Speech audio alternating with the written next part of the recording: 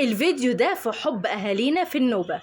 النوبيين في مصر مش مجرد قبائل أفريقية وجات استقرت في الجنوب، لا دول مصريين، وكمان كانوا موجودين أيام القدماء المصريين، وكانوا بيفرقوهم من بشرتهم السمراء الرايقة دي وملابسهم المصرية المميزة.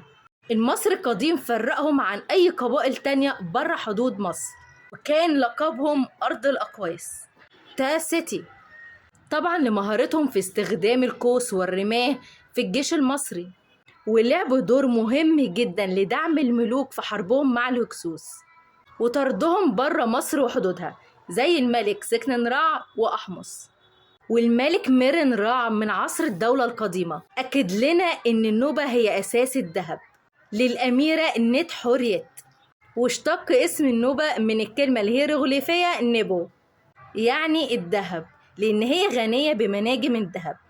وتصاميم ملابسهم كانت بتلف مصر القديمة كلها، طبعا من جمالها، وده واضح قوي في الرسومات والنقوش. الحقيقة بقى إن النوبة المصرية جزء مهم جدا من أقاليم مصر، وفي الدولة الوسطى في عهد الملك سنوسرت الثالث قام بتأمين الحدود الجنوبية من عند النوبة لحماية طرق التجارة، لأن الرحلات التجارية ما بين أقاليم مصر كانت مستمرة طول السنة.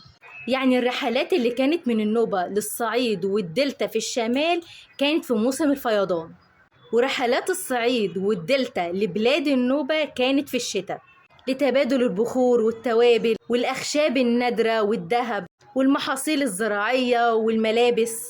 دايما الملك في الجنوب لازم يبقى من أم نوبية أو يروح يتجوز من النوبة اللي قدروا يطردوا كوش ويوحدوا تاني مصر.